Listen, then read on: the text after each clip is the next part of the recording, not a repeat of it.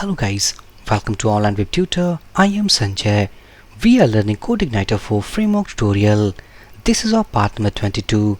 Inside this video session guys, we are going to save form data to database table. Already we had discussed all about form helper as well as the concept of database models.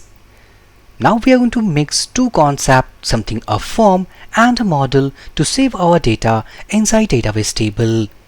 Now back to editor. This is myform.php. In the last video we have used some form helper functions to create our form. So inside this video we are not going to use this form helper created form.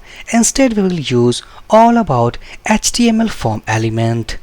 And this view file what we have made called myform.php is associated with the method of this site controller is something myform.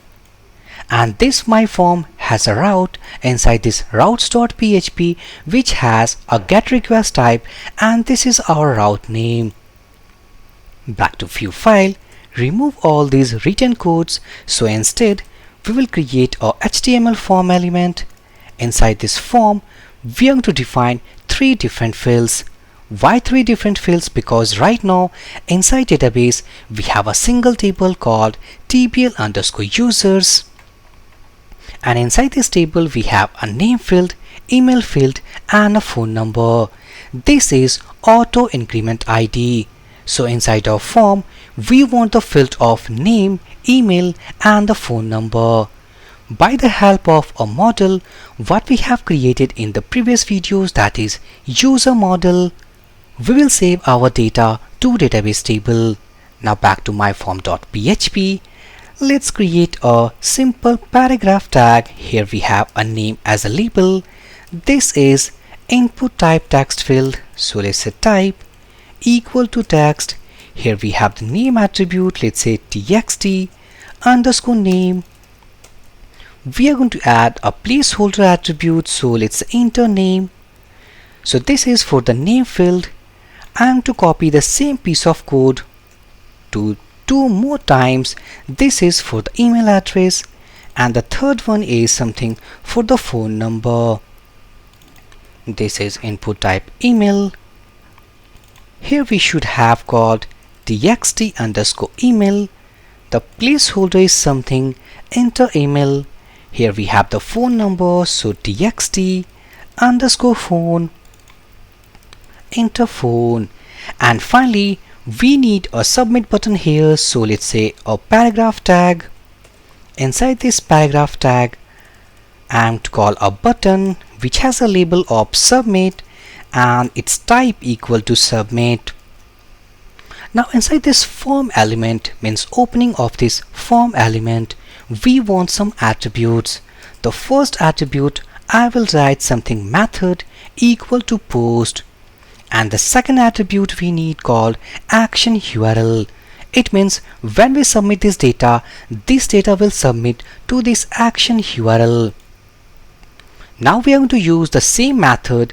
This method is basically right now is used to render our view file. Now we are going to use the same method to submit our post data. It means this method means myform what we have created here will be responsible for the getRequest type as well as for the post request type. So right now we have only here as a getRequest type. So we need to change the syntax. So here we need to write called match. We need to create an array. So the first method that is already used called get. Next we need to write inside this array, that is this myform will use all, will be responsible for these two request types. So save this routes.php file, go to myform.php. Now we need to actually use our action URL. So let's say PHP, and I will call a site URL function. This is a predefined helper function. Before using this site URL or let's say base URL, we need to firstly load all about URL helper inside this base controller. You can also declare this helper inside any of the specific controller. Why I'm telling base controller? Because base controller is the parent controller of all the controllers what will define inside this CodeIgniter 4. Back to myform.php. I will use called myform for the post request type as well. So copy this myform. I will go putting it here, and if we save this change, go and reload this page. Let's type our URL called index.php. myform. Here we have a name attribute, means name field, email field, and phone number. If we click on inspect, go here inside this element section, we should see a method equal to post, and this is all about our action URL.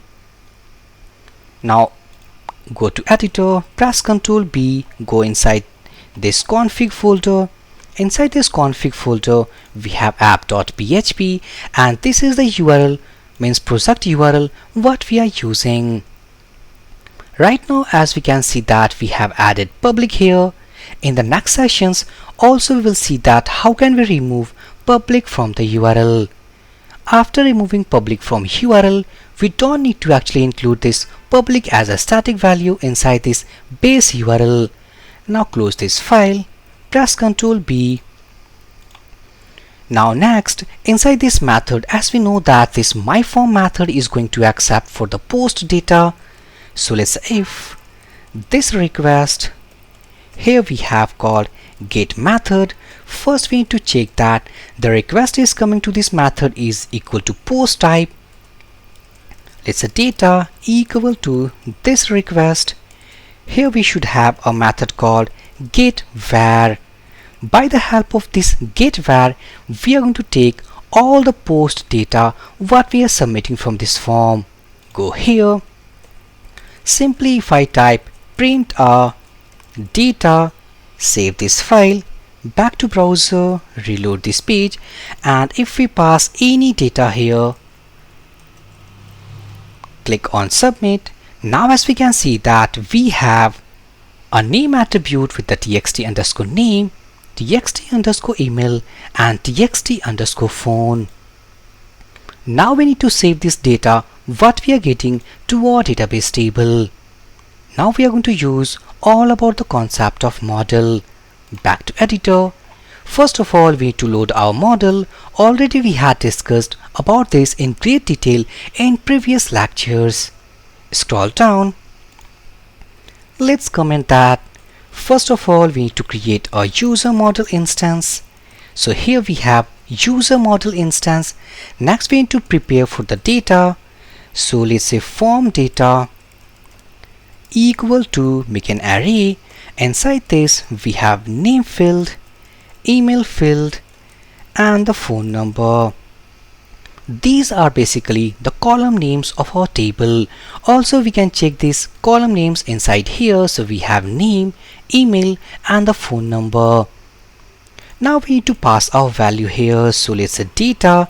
This is the data, means form data, and inside this data variable, as we can see that we have attributes, means indexes. So for the name we have txt underscore name. So copy,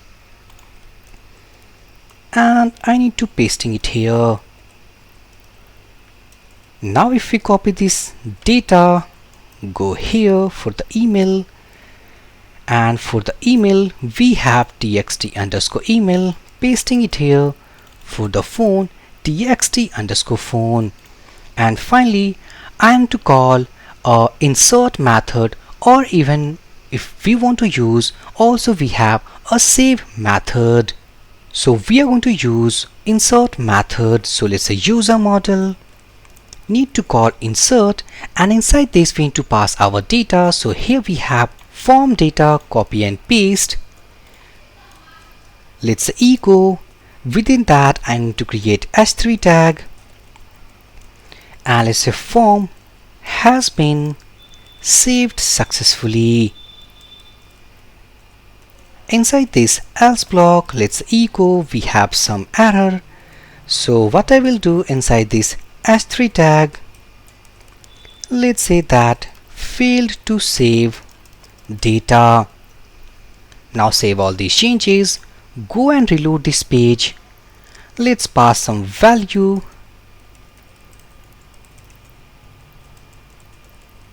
This is the value I'm going to update. Let's say here's something new here. This is our mobile number, it's dummy. Click on submit button. Now as we can see that form has been saved successfully. Back to table, click on browse.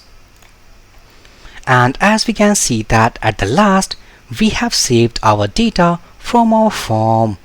So this is all about the simplest video guide to save any form data to any of the database table. In the next video, what we want that for now we have used our h3 tag here, but instead of giving any confirmation like data has been saved or failed to save data, means these are the confirmation messages for the end users, we will use the flash data of session. We will see this concept in the next video. So inside this video session guys, if you went out, then please drop your comment. I will give my reply as soon as possible. So for this video session guys, thank you for watching and have a great day.